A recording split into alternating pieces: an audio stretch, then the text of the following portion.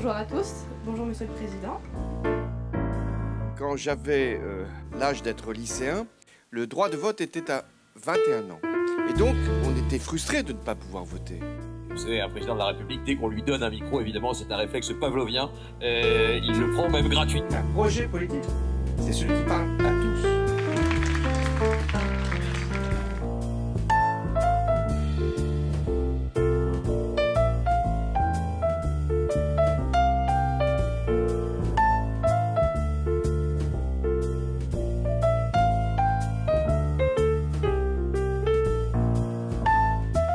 Débattre de l'actualité, débattre d'enjeux contemporains à travers la parole politique et dans un lieu qui a été quand même habité par quelqu'un qui a incarné à la fois la politique au meilleur niveau, mais aussi l'amour des lettres. Je trouve que ça crée un cadre qui est très, très inspirant.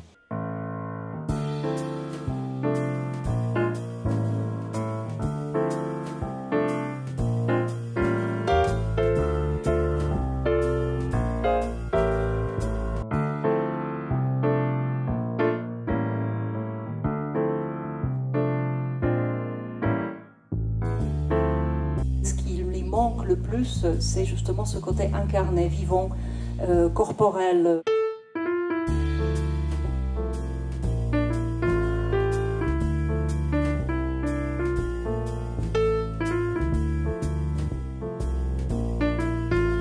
Tous les azimuts sont permis désormais. Il n'y a plus de frontières infranchissables.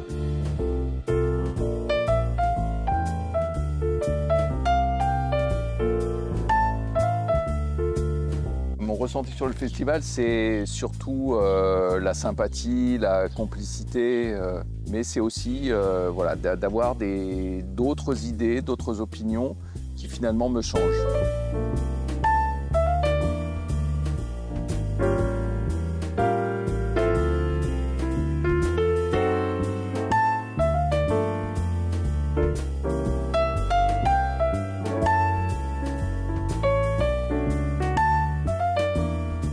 Très agréable dans cette cour de ce jardin de la maison de François Mitterrand.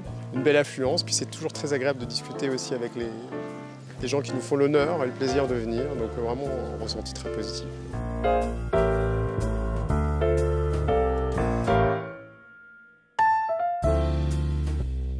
On a des soleils, des étoiles, des tempêtes.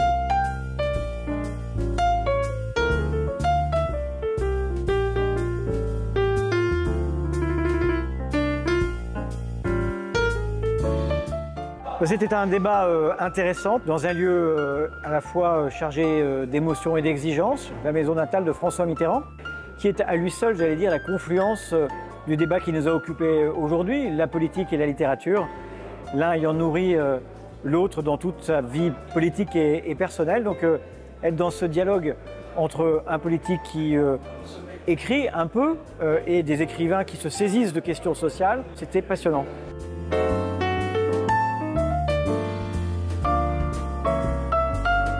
Je pense que le sujet de la laïcité, en fait, passionne. Alors du coup, quand on a la chance de pouvoir en parler posément, croiser les regards, répondre aux questions, s'enrichir aussi de ce que dit la salle, franchement, c'était précieux.